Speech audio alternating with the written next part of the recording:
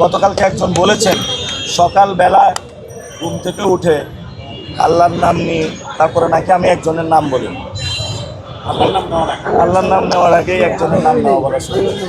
এখানে একজন সম্মানিত, সমাজের সবচেয়ে সম্মানিত ব্যক্তি রয়েছেন এবং তাকে সমাজের সবাই শ্রদ্ধা করে এবং সমাজের সবচেয়ে উনি উপরস্থ কর্মকর্তা ব্যক্তি।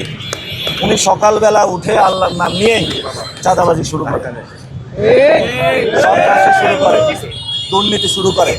তো যারা সকালবেলা উঠেই নামাজ পড়েই চাঁদাবাজি শুরু করে এবং রাত পর্যন্ত তাদের চাঁদাবাজি কর্মকাণ্ড চলে, আমরা দোকানদার ভাইদের উদ্দেশ্য বলি, সকালবেলা উঠেই আপনারা কমিটি গঠন করবেন।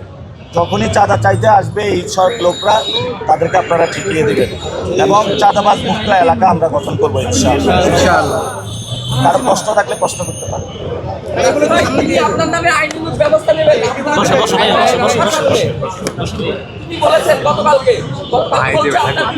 যাদের সভ্যতা বলতে কিছু নাই, তারা কথা বলে গ্যাংস্টারদের ভাষায়, তারা কথা বলে আইয়ামে জাহিলিয়াতে মানুষ যেভাবে হলো কর্মকাণ্ড চালিয়েছে সেইভাবে। এখন তো যুগ পরিবর্তন হয়েছে, সেই কত হিজরি ছিল, রাসূল পরিবর্তন করে দিয়েছিল সব কিছু। আমাদের মনে হচ্ছে কিছু আইয়ামে জাহিলিয়াতের লোকদের সাথে আইসা আমরা পড়েছি। আমরা আইয়ামে জাহিলিয়াত থেকে ঢাকা আটকে ইনশাল্লাহ মুক্ত করব। যারা এসব অসভ্য আচরণ করছেন, বেয়াদবি করছেন মানুষের সাথে, জুনিয়রদেরকে ভালোবাসা দিতে, রেসপেক্ট দিতে শিখেন নাই, আমরা তাদেরকে বলবো নিজের ঘরে বাচ্চা ছেলে রয়েছে, তাকে তো সম্মান দেন, ভালোবাসা দেন। যেভাবে কথা বলছেন, ঘরেও তো মনে হয় যারা আছে তাদেরকে সম্মান দিতে জানেন না। যদি ফ্যামিলিতে মানুষের আপব্রিঙ্গিং ভালো না হয়, যদি ফ্যামিলিতে সুশিক্ষা না হয়, ফ্যামিলিতে যদি সম্মান দিতে না জানে মানুষ, তখন বাহিরে এসে মানুষকে অসম্মানিত করার প্রচেষ্টা করা হয়। তা আমরা বলবো, একটা আইয়ামে জাহিলিয়াতে আছি, একটা অসভ্য মানুষদের আমরা পাল্লা করেছি, আমরা তাদেরকে সভ্য করার চেষ্টা চালিয়ে যাব এবং ভোটের মাধ্যমে আপনারা তাদেরকে সভ্য করবেন।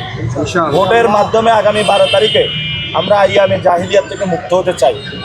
ভোটের মাধ্যমে আমরা যারা মানুষের সাথে বেয়াদবি করছে, সন্ত্রাসী আচরণ করছে, আমরা তাদের থেকে মুক্ত হতে চাই এবং ওনাদেরকে বলবো যে নামাজ পড়বেন, নামাজ পড়ে মসজিদে একটু বসে থাকবেন এবং আল্লাহর কাছে একটু প্রার্থনা করবেন, তওবা আস্তাগফিরুল্লাহ করবেন। যা করেছেন যথেষ্ট হয়েছে। আপনারা জানেন যে কীভাবে কমিশনার হয়েছিল, অস্ত্র তাক করে গুলি করতে যাইতে যাইতে কমিশনার হয়েছে, এটা পুরো সকল মানুষ জানে। নাম ছিল কি? আব্বাস উদ্দিন, হয়ে গেছে মির্জা আব্বাস। আমরা আগে শুনতাম, তাহলে আব্বাস উদ্দিন ওরফে মির্জা আব্বাস। তারপরে আপনারা শুনেছেন যে পাকিস্তানের একজন গ্যাংস্টার আছে দাউদ ইব্রাহিম, ঢাকা 8-এ এই ধরনের দাউদ ইব্রাহিমরা চলে এসেছে। আমরা তাদের মুখোশ উন্মোচন করে দিব। কিন্তু সাথে সাথে যারা সমাজের সিনিয়র সিটিজেন, তারা আমাকে আহ্বান জানিয়েছে যে তুমি তো এই সন্ত্রাসকে সরাবা, আমরা রায় দিব 12 তারিখে তোমাকে, কিন্তু তাহলে তুমি কি করবা? আমি আপনাদেরকে ইনশাল্লাহ আমরা ইশতেহার দিব, সেখানে আমাদের শিক্ষা, স্বাস্থ্য যে অধিকারগুলো রয়েছে, ড্রেনেজ ব্যবস্থা রয়েছে এবং এখানে কাঁচা বাজারের সংকটগুলো রয়েছে, চাঁদাবাজি, সন্ত্রাস, শহীদ ওসমান হাদির বিচার, আমরা ইনশাল্লাহ এগুলো নিয়ে কাজ করব।